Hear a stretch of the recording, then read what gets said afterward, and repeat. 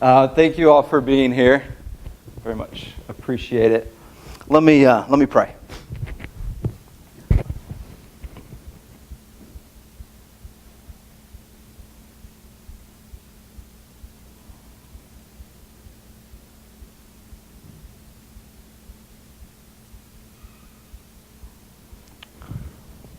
Abba, we're here.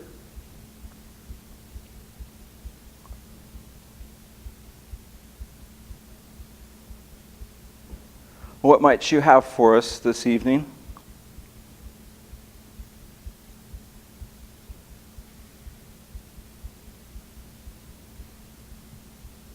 Come find us in the midst of the hurry, the chaos, the disruptions.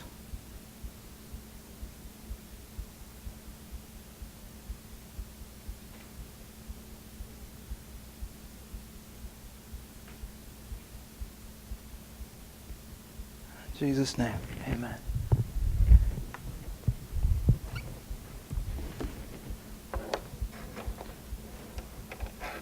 There's a number of things I want to say tonight. And maybe the first thing I want to say is that I'm grieved. I'm grieved at how hard people try. How beat up people feel. And that when I start talking about the spiritual life, the reaction for so many is that of guilt and shame. And that in your mind you begin to run through all the things you're not doing. And rather than feeling invited into something wonderful, it becomes just one more thing that we fail at, just one more thing that we can't get right. I want to speak against that at some level. Essentially, we're talking about spiritual formation and just very simply how we grow spiritually. How do we become people able to respond to life naturally as Jesus would if He were to live our life? That's really all we're going to talk about. But with that, I want to start at the beginning, and I want to this evening look at some of our narratives, some of the things we believe about God and how that shapes this journey, this process, because it affects or infects everything. There's a verse I'd like to start with.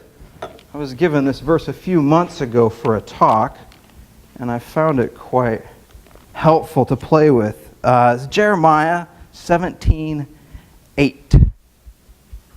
They shall be like a tree planted by water, sending out its roots by the stream. It shall not fear when heat comes, and its leaves shall stay green in the year of drought. It is not anxious, and it does not cease to bear fruit. Just hang with that for a minute. It shall not fear when heat comes. Its leaves stay green. The year of drought, it is not anxious, and it bears fruit. I think what I want to do with that is begin to paint this picture of a person that when heat comes, when the storm comes, when drought comes, they are intact. And heat does come. Droughts do come. Life is messy. I wish, like anything, someone had told me that when I was your age. I wish someone had told me how hard life can be, how hard it can be to be a parent, to be a husband, to be a spouse. So this vision, this picture of a person that in the midst of the storm, in the midst of the drought and the heat, we're not anxious, we're not afraid. Someone who's naturally able to respond to life. So we very much want to have fruit. We want to be people who love well. I want to love well. I want to do the right thing.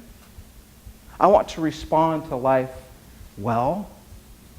But if I'm honest about it, to a large extent, I lack that ability. My willpower, I can make it happen at some level. I can make myself love more at some level, but my willpower always runs out. In the end, I'm left with myself.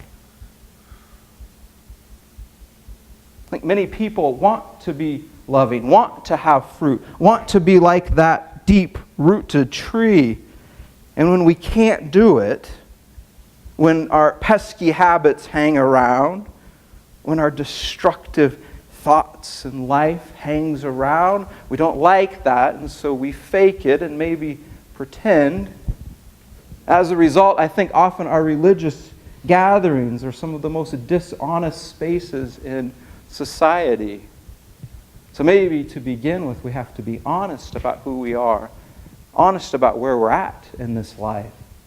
We begin where we're at, and that's quite all right. But I want to paint that picture of the tree, deep roots, and that's where we're headed with all this. And really, I'm not talking about 2 weeks or 40 days. It's more like 40 years. Deep roots take time, sometimes a lot of time to grow. I'm really a fan of trees. I like them very much.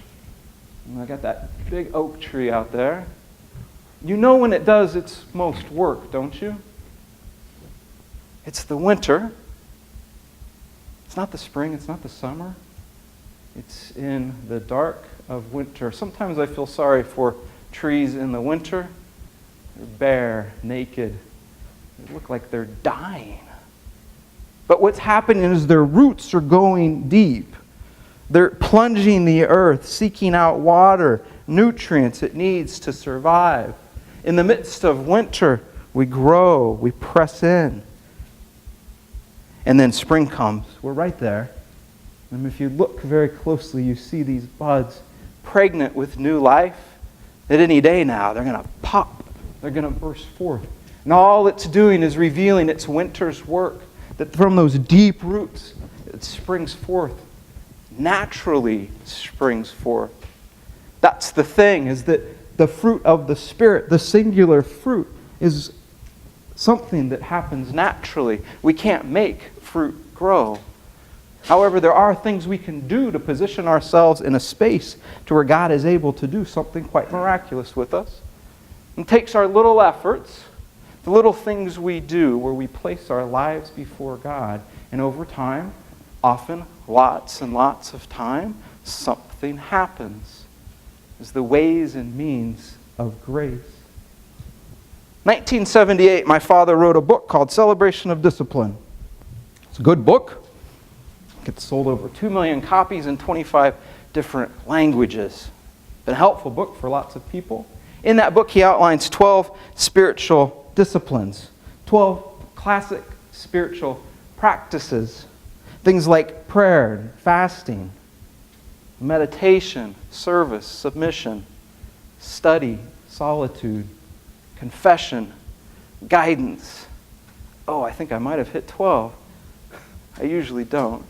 At any rate, you get the idea. 12 classic spiritual disciplines, 12 practices that people have been doing, Christians have been doing all through the centuries. 12 spiritual practices born out of the life of Jesus. And the basic idea is if we want to live like Jesus, then we do the practices Jesus did. It's really quite simple. So I had this great idea. What if I took those 12 disciplines and took a year to just get really serious and do each one of these intensely and intentionally, and then write a narrative of my journey, successes and failures, what worked and what didn't work.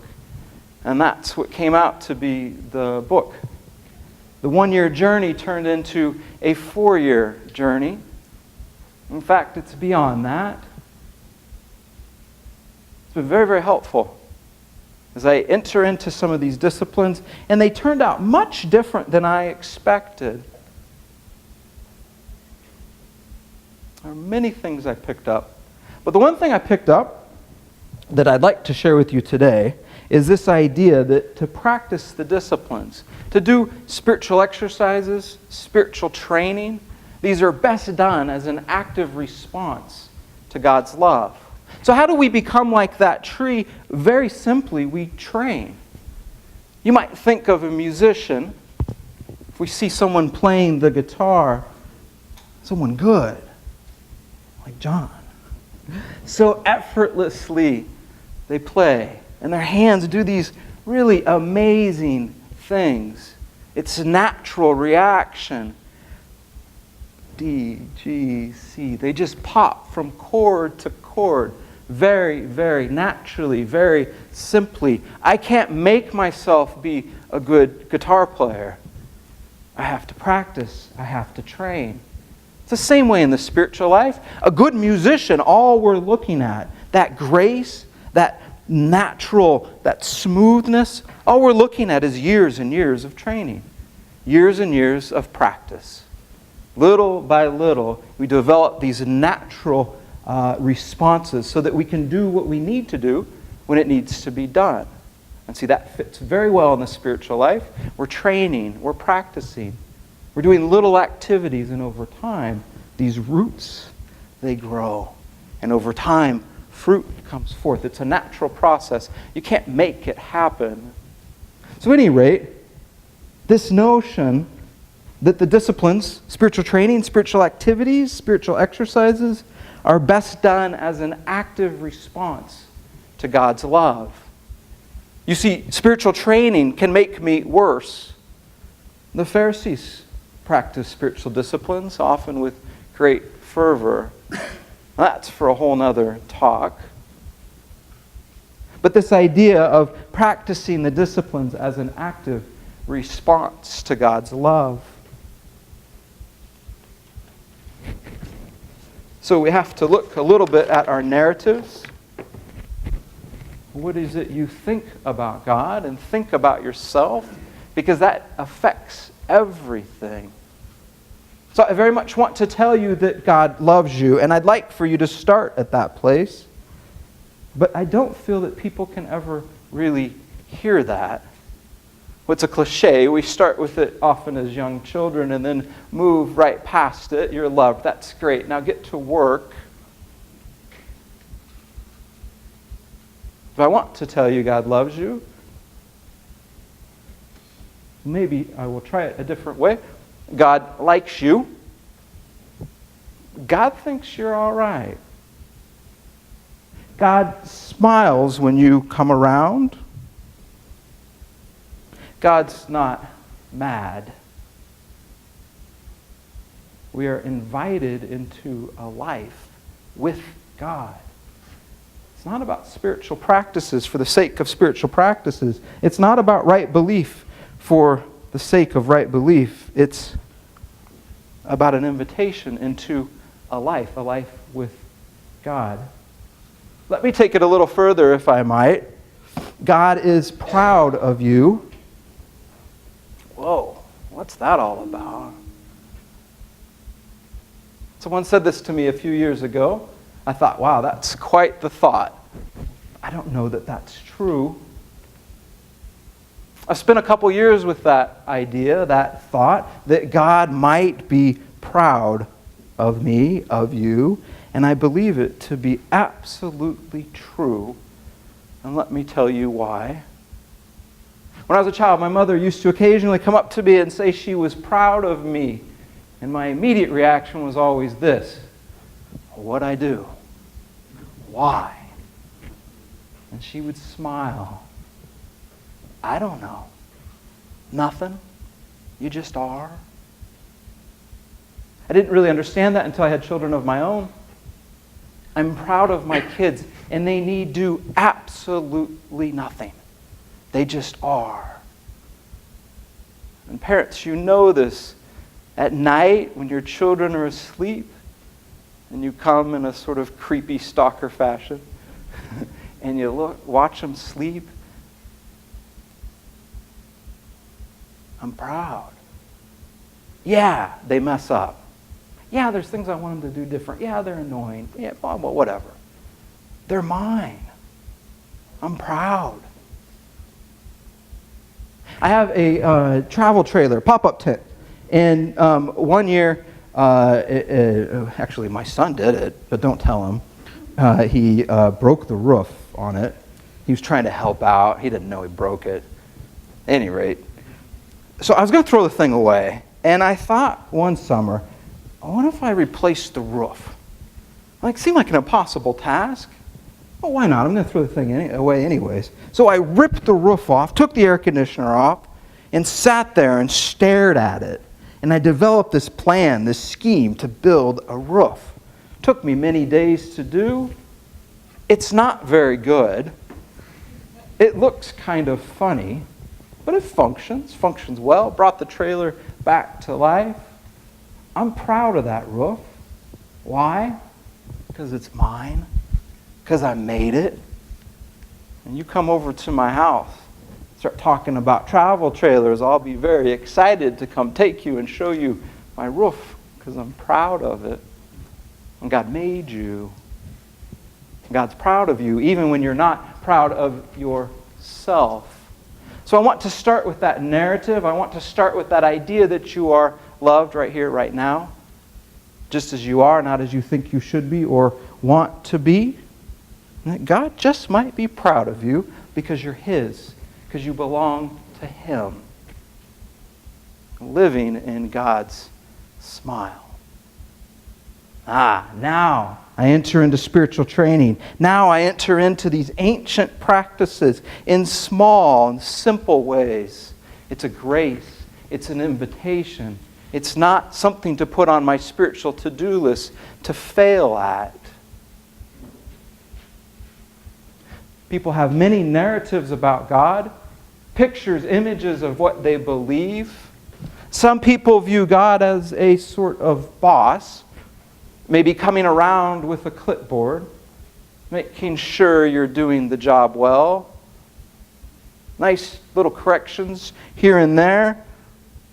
Somewhat disconnected, somewhat removed. Some people view God as their boss. Some people view God as their judge, just waiting for you to screw up so He can get you. Disconnected. Some people view God as a sort of cosmic Santa, that if I do all the right things, pull the right levers, then I'll get what I want. And He'll bless me. And usually I define that blessing as letting me have my own way, I don't know. I don't know what your narrative is. Usually we pick these up in our families and growing up. All sorts of different narratives people can have. And maybe the worst narrative of all is viewing God as this cold, distant parent. You know, some of the worst abuse you can do to a child is to ignore them, not talk to them. God is this cold, distant parent. Our narratives are so important as we enter into the spiritual life because they color and shape everything. It's really quite simple in a way. If I think my wife is out to get me, if I think she's looking for me to mess up, looking to put me in my place, well, how does that shape the way I interact with her? How does that shape the way I treat her? What if I know she loves me, know she cares about me, know she has my best interest in mind and at heart? Well, then it's really quite easy to love her. Our narratives, they shape these things. So when we enter into our spiritual training and these very, very simple spiritual exercises, beginning with a good narrative, beginning with a narrative that you are loved and accepted as you are, right here, right now. Now, I'm not interested in self-help or feel-good psychology. I'm not interested in trying to make you feel good about yourself. Although that's fine, it's good. I'm much more interested in the truth. And the God that Jesus reveals is a God whose love we can never be separated from. I'm a big fan of the Lord's Prayer. Very helpful prayer. You know how it begins. Our Father. That word, Father. The word Jesus used was the word Abba. Abba is that word that little Hebrew children would use when their fathers were coming home from work. Daddy. It's that word little Hebrew children would use when they run. Did you do this with your parents? My son does this. He's 9 and he's big now and he still does it. He runs and he jumps with reckless abandonment. And if I'm not there to catch him, he falls. Absolutely terrifies me. That's that word. Abba. We run and we jump. Fully trusting, fully knowing that He has our best in mind. Abba. There's our narrative. There's where we start. And some of you I might want to encourage you to just take the next few months and sit with that. And that as you do spiritual exercises, that you might focus them around learning the truth about who you are, the truth about how God sees you. It'd be a productive 6 months if that's all you did in your spiritual life in the next 6 months. I want to give you a picture, an image. Do you know what a yoke is? I didn't. Well, we got an egg yolk, right? Talking about the farming equipment. I didn't know what it was. I had to look it up. Didn't grow up on a farm. I know nothing about farms. Essentially, it's a farming apparatus, a chunk of wood. It goes kind of like this, and then it curves around. And the idea is that you put an animal around their neck into this yoke. Ox, usually, in order to plow a field, and you attach it around one ox's neck and another ox's neck. And the idea is that you take an ox who knows how to plow a field, a mature, seasoned ox, and you attach it to another ox, a young ox who maybe doesn't know how to plow a field, maybe doesn't know how to live life, and you attach them together, and it becomes training. And together, the older, seasoned ox teaches the younger ox how to plow the field. Okay, there's the picture of a yoke, and I love this verse. I think it's in Matthew about a yoke. It's a wonderful verse as we think in terms of spiritual formation and how we grow spiritually. Come to me, all you are weary and carrying heavy burdens, and I will give you rest. There's the invitation. That the spiritual life is not inviting us into more things for us to fail at and more things for you to do, but a space to rest. Okay, here it is. Take my yoke upon you and learn from me, for I am gentle and humble in heart. And you will find rest for your souls. For my yoke is easy and my burden is light. So we yoke ourselves to Jesus, the master teacher, and that He will teach us how to navigate life. Certainly, we can learn from the Gospels and the words of Jesus, and we can learn from 2,000 years of Christendom and all the wonderful Jesus followers. There's many things for us to learn. I think Jesus is ever present to teach us now in our own lives how to navigate your life and your relationships and your classes and your roommates and your family. So this idea of being yoked to Jesus, essentially He's saying, enslave yourself to me. But hey, it's going to be a good burden, light and easy. Now, I sort of think that when Jesus said that, He knew we were going to be yoked to something, that as human beings we are going to be enslaved to something. Whether that be self-centeredness, escapisms, addiction, materialism, enslaved to others' approval of yourself, enslaved to performance. I don't know what it is for you. But this invitation to yoke ourselves, to chain ourselves to Jesus, and this light burden that we are invited into a life.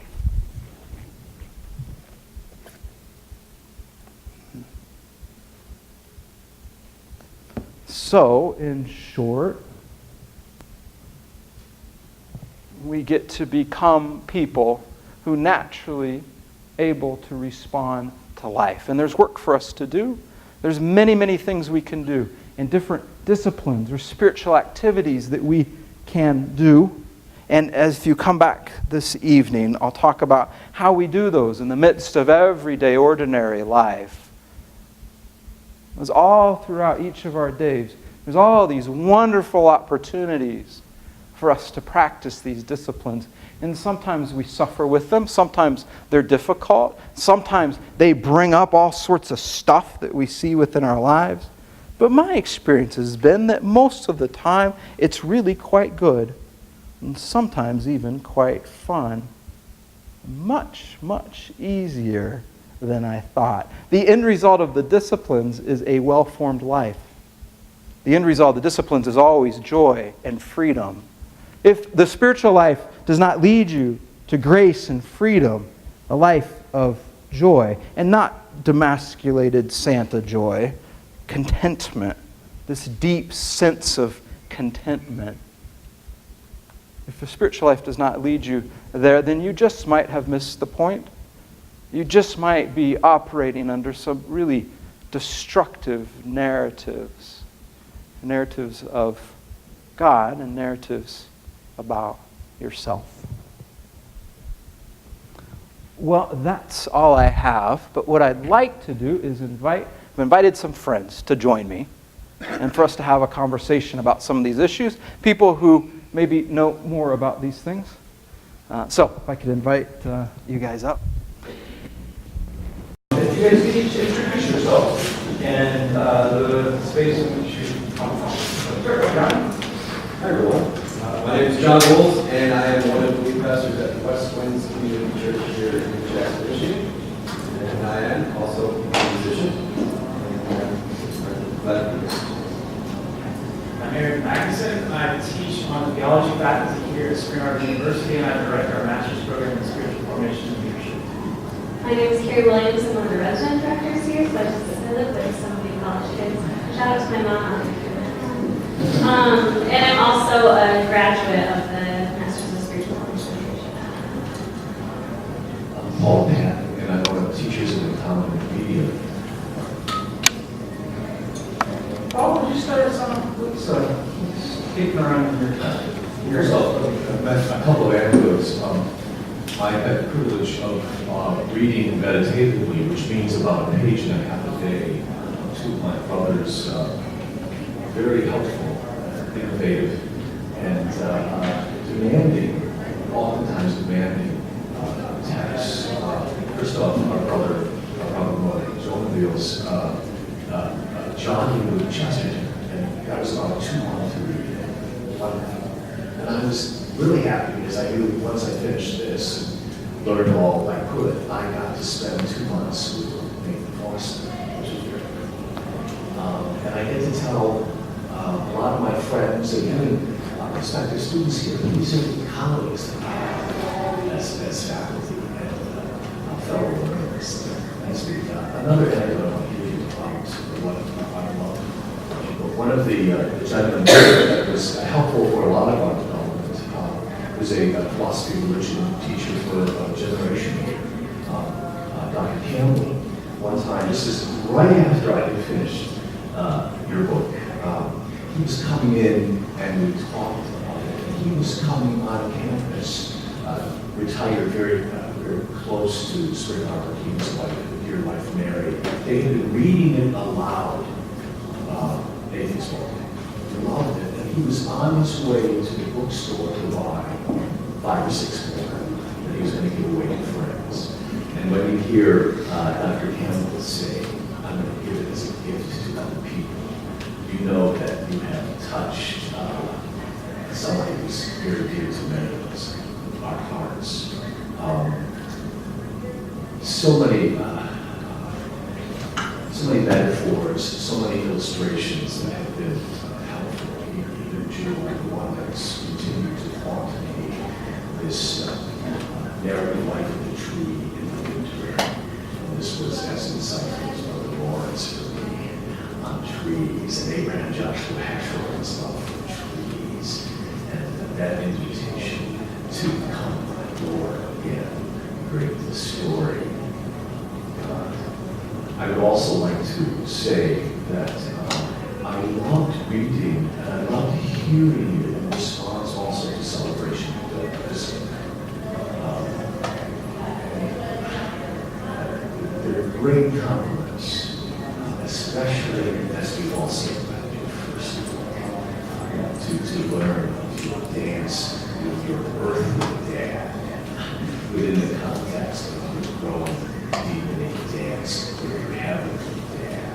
It's just too great. So thanks be to God. Thank you for the reminders. I'm one of those blessed gems who had a great dad.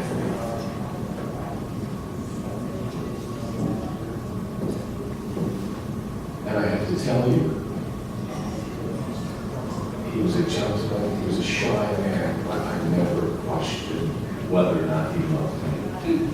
And to read devotionally about our heavenly Father. So, thanks be to God for your reminders of our walk. You know, the point I'm hearing there, Paul, is the idea. I mean, oftentimes, if we grow up in homes where we felt loved unconditionally, then hearing God as our dad, who cares very much for us, that's quite easy because we have maybe a box to put that in. But so often that's not the case. And so often we have to kind of work through some of the challenges that we have growing up. So quickly, I know that this is a lot of preachers in this room where on Father's Day, Father's Day is certainly okay. People, we try and prevent this from happening, but it's such a painful reminder that they need. I think it's probably because we're in a sermon, it's because they can't.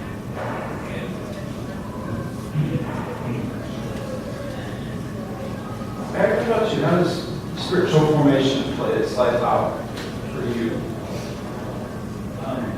Yeah, so it's about lots of ways, probably beyond conversation. But as I was listening to you, I was struck. I'm really struck by the power of narratives and how our underlying stories and assumptions play such a significant role in how we imagine and engage life. Because narrative has a function of creating the realities of our lives, which you hinted at very well. They place where there's sort of a way in which there's a kind of narrative fulfilling prophecy. We talk about self-fulfilling prophecy, but that plays out because of the narratives that are undergirding our actions. So as you were talking, I think that one of the challenges that I'm wrestling with what you have said is that so many of us have been dealt a hand of toxic narratives. Because each of these narratives have a powerful trajectory and a very weighty inertia behind them. And I don't think that, I guess my question would be, is God waiting for us to work out our narratives and get them right first before we can adequately engage the spiritual life? Or can the spiritual life and our narratives work in tandem to become sort of self-corrective? Does that make sense? Absolutely. Yeah, and I can try that, but maybe you guys might want to take a stab at that. Or not. I would say, as a playwright, we talk about narratives, and I find that a lot of times people don't understand the basic narrative structure that probably works cross-culturally, that makes stories page turners, and the components of the narratives, which include protagonist, the person whose story is, the major dramatic question, which is posed as they begin their journey to a proposed honest way, the major dramatic question always be, are they going to be successful or not? And in all great narratives, what happens as a result of the second act, and all narratives are 3 acts, beginning, middle, and end. And the second act is what divides the great narrative storytellers from the average. Is it full of sufficient tension and barriers and reversals and difficulties to keep us active and listening? That knowledge, at least giving knowledge of narrative structure, really helps us, I think, in our spiritual formation, recognizing that, yes, ultimately it is about God, but in the story of all of our life, we are the protagonists. And we have a wondrous dad who is excited about our successful refinement, and be able to be reminded that what happens in all great stories is when that protagonist crosses the Jordan into the third act, he or she is always profoundly different than when they began the journey. And that's one of the great graces of God. And that's what I find in teaching storytelling in the Spirit way. Those are the components that you must know backwards and forwards in a gracious way, and find that you're surprised by joy and marvel praise at this gift of narrative structure and how it works in your own spirit.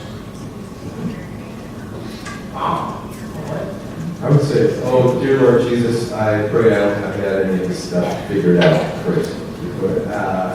I think, sometimes I feel like I lived 5 or 6 separate lifetimes, and they all have different areas. You know, they all have different things that have been really potent for me. And when I think about the younger years, growing up with my dad has a very strong work ethic.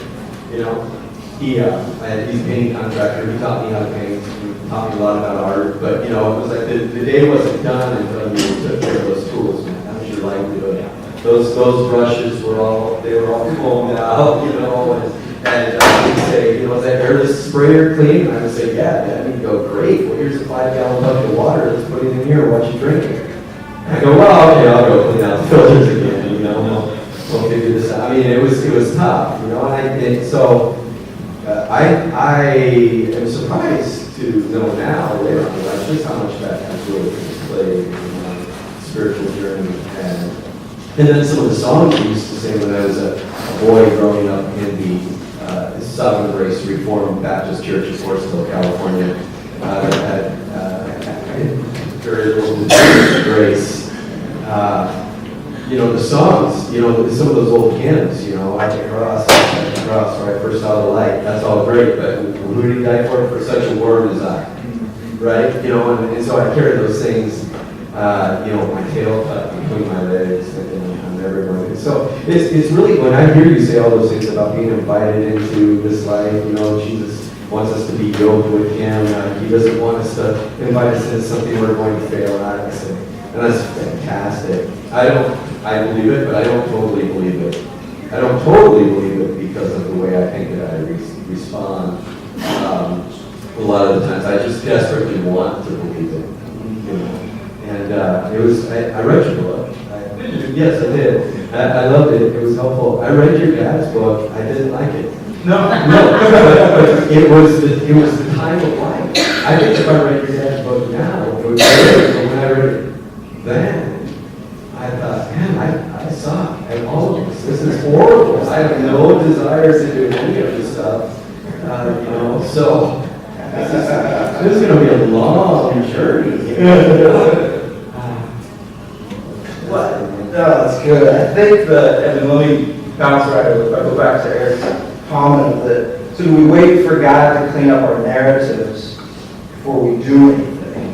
And no, I don't think so at all. I think that oftentimes the spiritual disciplines can be very, very helpful in helping reshape and reform our narrative. And I think I want to echo a little bit what John's saying, that we're a people in process. And it's kind of this ongoing, continuing. You see this when you read through the great devotional classics. That people continue to grow and that are kind of deepening awareness of the way God sees it and God's love for them. I think what I want to do, though, is what I get concerned is that when we start doing spiritual exercises, thinking we're earning something, we're thinking that it's somehow, we're earning brownie points with God, and that can just become so destructive. Because if we fail at them, then it's just one more reason why we suck. And if we do really well at them, then, gosh, look at me, I can become quite smug with that. And that kind of arrogant religiosity is some of the most destructive things in our society. Here's the piece I go. I think that guilt is a horrible motivator. Guilt and shame, it doesn't last very long at all. It's going to motivate people just for a short period of time. But love is a really good motivator. And so being invited into a space where we love, then make us practicing the disciplines in areas where we're able to kind of grow in that deep awareness. I don't know if that fits. Well, maybe it's because in my life too, I've always had somebody willing to share their opinion about how I'm not doing well at this. These well-meaning spiritual influences. The little old ladies in church going up who would pray out loud for me. God help we know what he did. And now everybody knows. Well, and that's, in my mind, the importance of community and being healthy, good community, and being surrounded by people encouraging us on this journey, encouraging us to continue to grow in good ways, and not just, fake. Let's make it look good. If I could say something on behalf of guilt, it reminds us, if we'll take it quasi-seriously, that we're morally, at some level, still alive. And even living faithfully with a guilty conscience, learning to live forgivingly takes time. And a guilty conscience can only be changed if we consider its contents. And again, this is where the community friendships come out. This is what I'm dealing with. Am I experiencing true moral guilt before a holy God? Help me work through that. Help me through the processes of repentance. Or is this just some kind of shame that is more neurotic than related to, again, true moral guilt? And I think oftentimes we forget that guilt, inklings, promptings are prompting us ideally to ask central questions about who we are and what it means to be a moral creature. And this is, again, desperately why I would contend that we need friends, center, circle, family of friends. We can be honest with this, who can help me sort this through, because I'm trying to learn to live faithfully and forgivingly. So, again, I would offer, and I think that there are really hints of this in your book, because you make so many confessions. You are so transparent before your readers and before us as colleagues. You're not dismissing certain kinds of choices and B-plots, if you will. But you're reminding us that there's a family, there's a father to repent to. But again, I would strongly press that there are a variety of angles that this whole powerful account of experiencing what we might think is guilt, but it always invites us to investigate. Not just interpersonal, help me learn a wondrous story. I do appreciate, I think it's a really important distinction between guilt and shame. Guilt says that I have done something bad or wrong, whereas shame says ontologically I am bad. And those are very different things. Guilt often leads to shame, but shame is much more insidious and powerful, and has lots of different causations. I'm struck because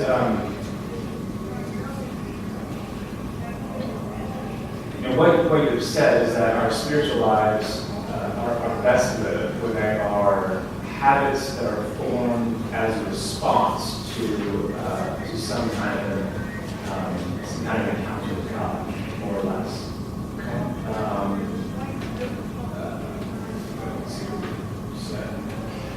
Active response to God's love, right? So we always are living. So the spiritual life is always a story of life, in essence. It's a response to God's love. It is something that is being worked out in real time. It always has a local address.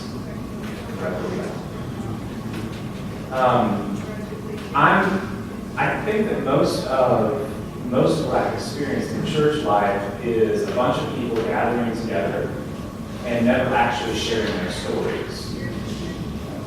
They talk a lot about God or about what the church is supposed to be, but they very rarely do the hard work of deeply sharing their own lives with one another in community in ways that can invite each and every one of them to allow God to refine their understanding of who God is, and to give them new eyes through which they can understand their own lives and one another, and then respond to God more faithfully.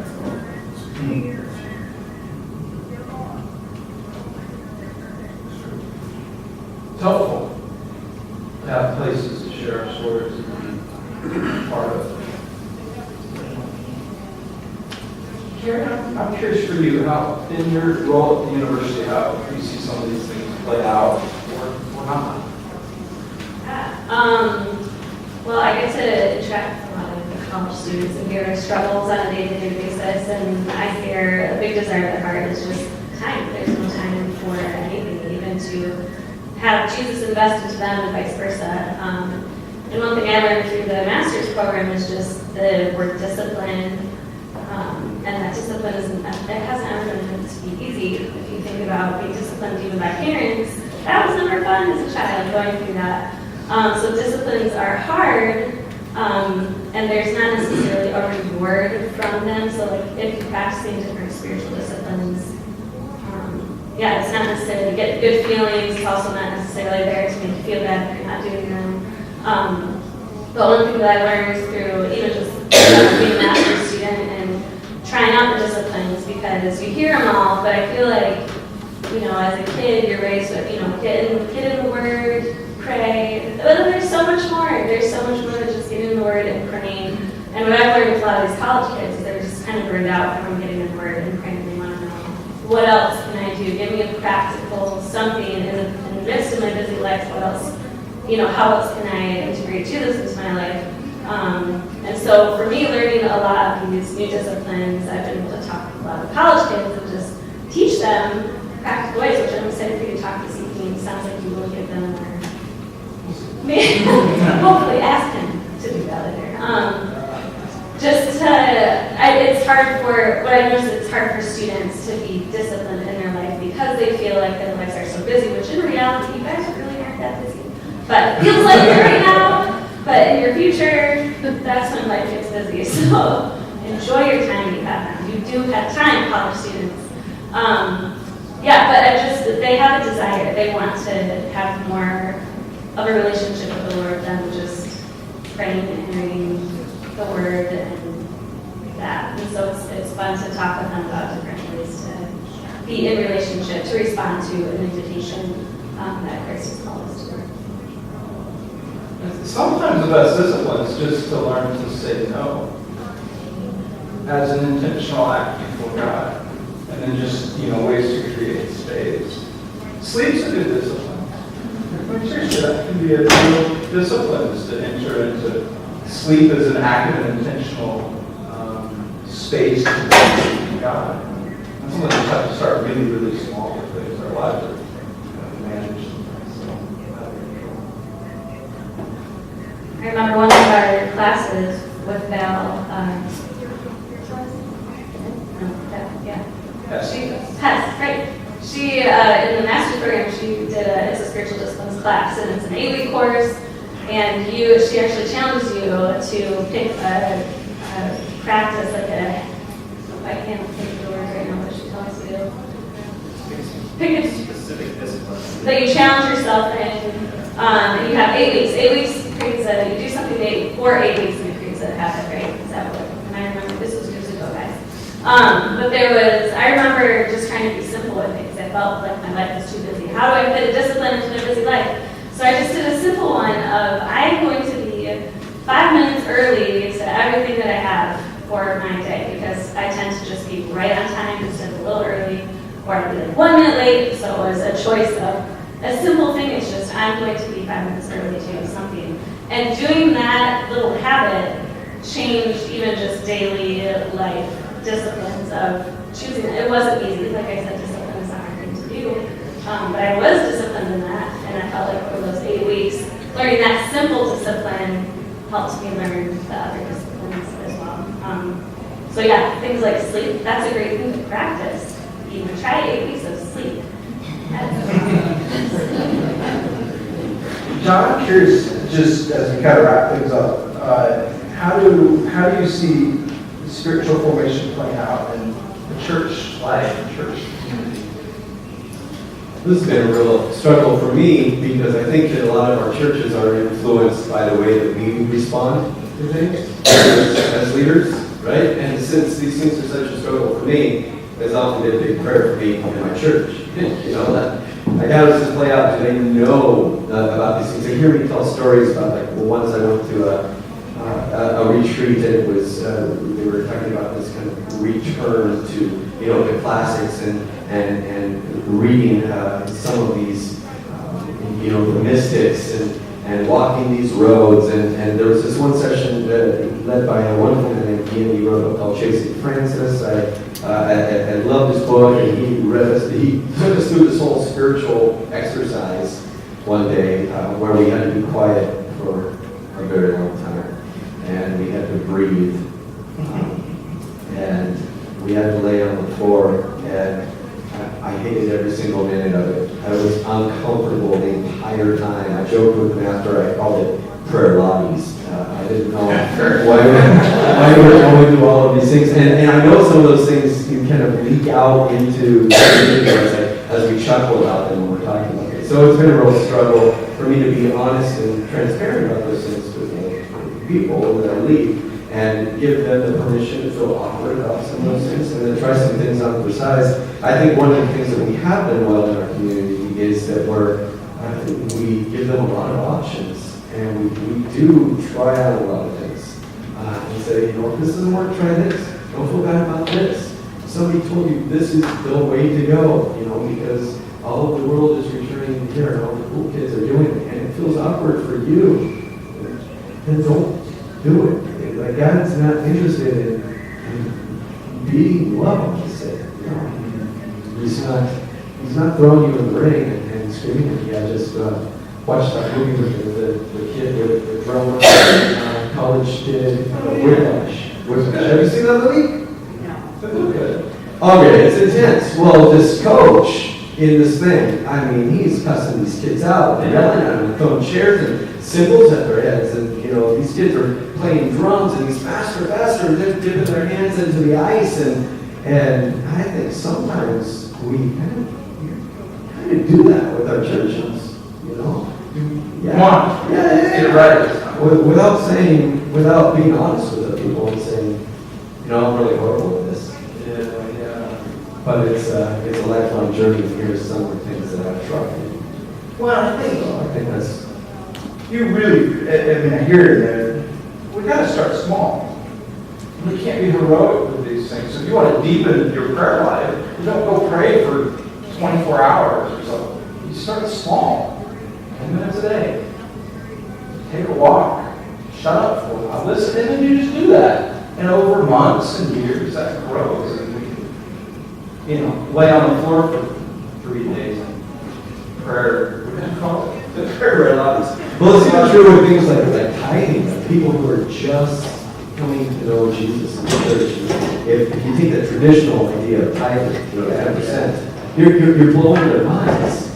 But if you can say, hey, the idea of tithing is distinctly biblical, but not necessarily Christian, and Jesus actually requires even more of us, more from us, doesn't that blow your mind? And then give them permission to start with something, and then maybe give a percentage, and then maybe increase that percentage, and then what would it be like to be like my friend who lives on 10% of his income and lives 90% away? I mean, those stories I think are helpful for people. One thing I appreciated about your book is, I think it has a good ethos, and I mean that in the true Aristotelian sense of ethos, where it's believable. Oh, It's honest and it's believable. And I think that's what our churches need, is, if people can come away from our churches and say, I want what they have, because I hear them in their honesty and they're smoking what they're selling. And so that's what I appreciated about that, was hearing all of your struggles with that. I think that's what our churches need. people smoking what they're selling. You heard it here. That's a perfect little say. Hey, real quick, Ed, can you just give a little brief synopsis for people of the master's program in spiritual formation? Yeah, sure. So I said earlier that I direct the SAU Master's Program in Spiritual Formation and Leadership, otherwise known as MSFL. It's a 2-year, 36-hour master's degree, 12 classes. 9 of them are online with a cohort of people you walk through the degree with, so you're being transformed relationally together as you engage both the practice of disciplines as well as academically stimulating, challenging material. And then, because we believe that spiritual formation must be embodied, it's not just this Gnostic soul thing that's disconnected from our real lives and bodies as people. Our students get together for 3 intensive 1-week residency courses throughout the course of their program. So you can spend 3 weeks with these people that you're developing online relationships with. 2 of those happen in January at different retreat sites or conference centers around the country, and the other one happens in the summer after the first year, where we go down to Guatemala and learn from Mary Darwin and Paul Nemechek about social justice and spiritual formation, how those 2 things intersect. And the last thing I just mentioned, we started, Ken mentioned it, but we started this minor on campus in spiritual formation. I am really excited about. When I look at it, it's just a beautiful curriculum. But I would invite you to be a part of that, be happy to chat with you about that. Or you're welcome to just come and take a class as we're just starting it out, so it's kind of open to anyone at this point. Well, are we good? All right, let me do a quick prayer, and I really want to thank you all for here helping me out. Father, would you come and meet us right where we're at?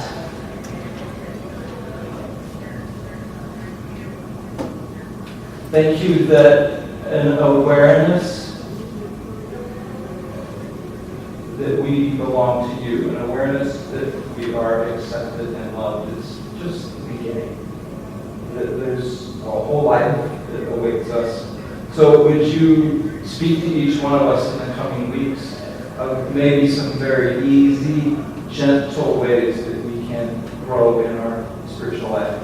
Maybe some practices that we might find ourselves invited into. Guide us in this process. And thanks.